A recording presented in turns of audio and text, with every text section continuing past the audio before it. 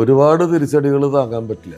ഇപ്പോൾ ഫിനാൻഷ്യൽ ആയിട്ടുള്ള വലിയ സക്സസ് ഇല്ലായ്മ ഒരു 4-5 കൊല്ലമായിട്ട് ഞങ്ങളെ ബുദ്ധിമുട്ടിലാക്കി. അപ്പോൾ അതുപോലെ തന്നെ ഇപ്പോൾ സാറ് ഡയറക്ടറാണ്, പ്രൊഡ്യൂസറാണ്, ആക്ടറാണ്. അതിനൊപ്പം ഒരു ഗാനരചയിതാവണമെന്ന് പറഞ്ഞു കഴിഞ്ഞാൽ അത് തള്ളിക്കളയാൻ പറ്റും? അതിനെ ഗാനരചന എന്നൊന്നും പറയാൻ പറ്റില്ല. അത് ചെറിയ ബിറ്റ് സോങ്സ് ചില റീ റെക്കോർഡിങ് സമയത്ത് ചില സ്ഥലം ഫില്ല് ചെയ്യാൻ വേണ്ടിയിട്ട് ചിലപ്പോൾ 2 വരി വേണമെന്ന് പറയുമ്പോൾ അങ്ങനെ എഴുതിയിട്ടുള്ളതാണ്. മീശമാധവനിലെ മീശ മീശ മീശ മീശ പിരിച്ചാൽ പഠിച്ച കള്ളൻ പണി പറ്റിക്കും കണ്ട ആ പാട്ട് ഞാൻ എഴുതി. ഇപ്പോൾ ഒരുപാട് നിരൂപകന്മാർ പറയണത് കേട്ടിട്ട് സിനിമ കാണാതിരിക്കുന്ന ആൾക്കാരാണല്ലോ നിങ്ങൾ.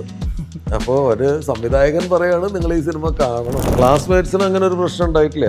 ക്ലാസ്മേറ്റ്സിന് ഞാൻ രാജീവിനെ തിരിച്ച് വിളിച്ചു, രാജീവ് കഥ കേട്ടു, ഇഷ്ടപ്പെട്ടു. അങ്ങനെ പുതുമുഖങ്ങൾ വെച്ചിട്ട് ഞാനും സിനിമ ചെയ്തിട്ടുണ്ട്. പക്ഷെ ഇത് ആളുകളിലേക്ക് എത്തിയില്ലെങ്കിൽ അത് സങ്കടമാവും. അതുകൊണ്ടാണ് ശ്രമിച്ചു നോക്കാം. അപ്പം ഞാൻ പറഞ്ഞാൽ എത്ര പേര് ഈ സിനിമ കാണുന്നു എന്ന് എനിക്കറിയാം.